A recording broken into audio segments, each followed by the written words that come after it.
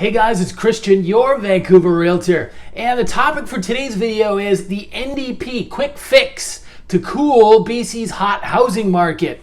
What is it and will it work? So that's the topic for today's video, and so I want to jump right into it. If you've been following the news, you may be aware the NDP government is talking about introducing a 3-day cooling off period. So let's say you're a buyer, you make an offer on a house, condo, whatever it is, you would then have 3 days to think about it and maybe back out if you didn't want to go ahead with it. And so the government is saying that they have to do something, they got to take action because the market is a runaway freight train and they want to be seen to care and to be doing something. And that's all very nice. But let's ask some real questions. Let's look under the hood here and really ask whether this is going to make a difference. And I'll tell you right now, I don't think this is going to make a squat of difference.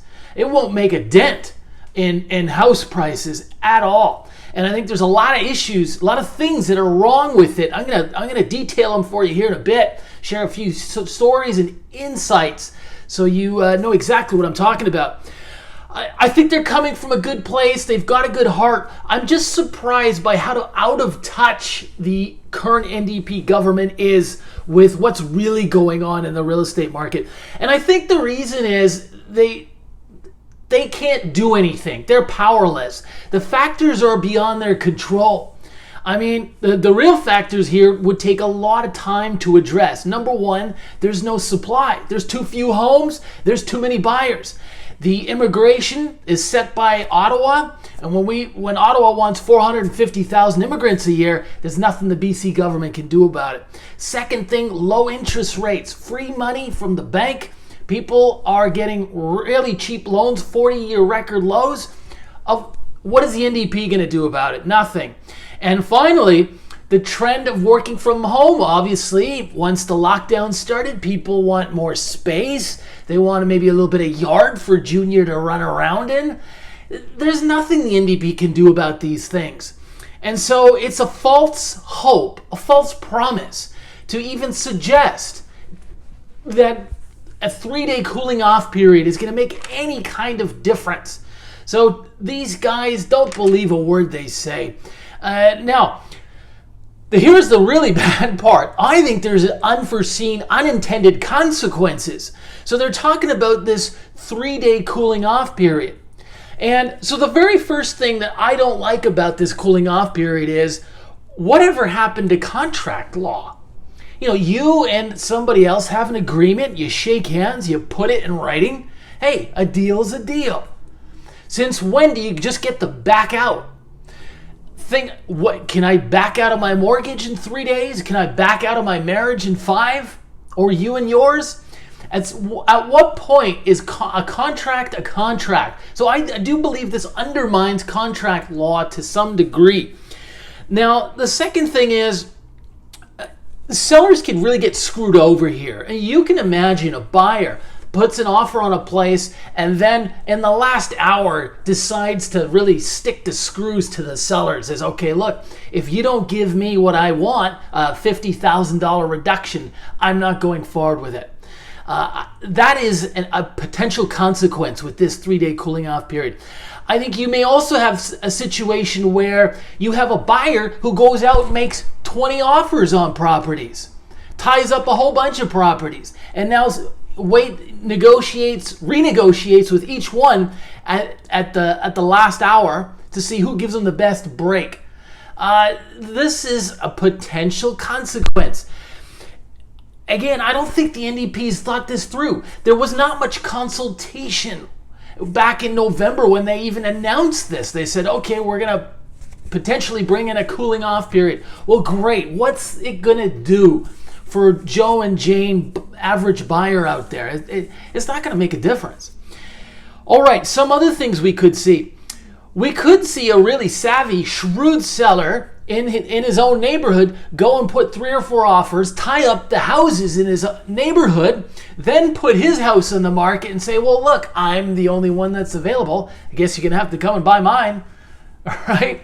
So there's a lot of things going on here that could go wrong. finally, you could have a potential where the seller gets an offer for their place, and maybe there was 3 or 4 offers. They take one, and then the buyer doesn't remove subjects, and now the second best offer or second best group has gone and bought something else. Now the seller is selling at a loss, maybe $50,000 less. That's a heck of a hit to take, just because this 3-day cooling off period was introduced. It's just not a good idea all around. Now, there is a way forward, and it's a very easy solution. And this is something I've talked about in another video, and this is called the pre-offer period. If I were the premier, or if I were running the province, or even the BC Financial Services Authority, the solution here is so simple. It's a pre-offer period. And this is what you would do. So pre-offer period is very simple. We would say, okay, the house gets listed on March the 1st. Offers are on March the 8th. If the seller can then decide to hold back then, or first come, first serve. But you got to choose one, and you have to stick to it. No taking early offers if they choose March 8th as the offer day. Now all buyers have time to come in there and do an inspection. They can touch base with their mortgage broker, make sure their financing is okay. I mean, I do all these things with my clients anyway. If you're my client, we would be doing this.